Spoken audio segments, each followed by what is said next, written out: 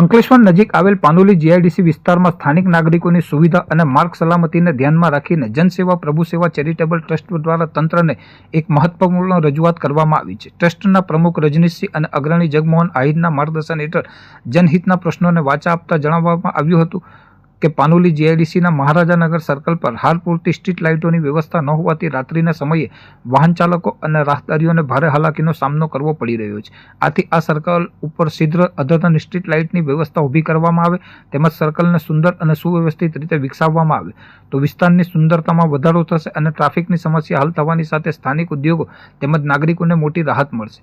આ ઉપરાંત ટ્રસ્ટ દ્વારા વિસ્તારના એક અત્યંત સંવેદનશીલ અને જોખમી પ્રશ્ન તરફ તંત્રનું ધ્યાન દોરવામાં આવ્યું છે.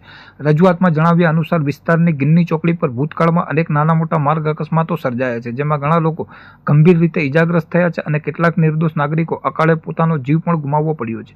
આ વિસ્તારમાં સતત વધી રહેલ અકસ્માતોના ગંભીર સિલસિલાને રોકવા માટે ગિન્ની ચોકડી પર તાત્કાલિક ધોરણે સ્પીડ બ્રેકરનું નિર્માણ કરવું અનિવાર્ય બન્યું છે.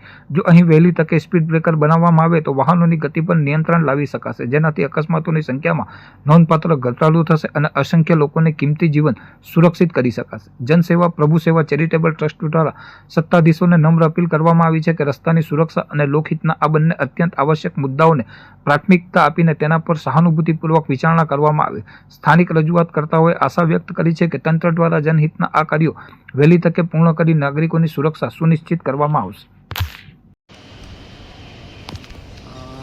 આજ રોજ અમારા પાનોલી જીઆઈડીસી વિસ્તારમાં જે એક સમસ્યા હતી એના માટે અમે આજ રોજ નોટિફાઈડ એરિયા તેમજ એસોસિએશન પ્રમુખને એક લેટર આપવામાં આવ્યું છે અમારી સંસ્થા દ્વારા.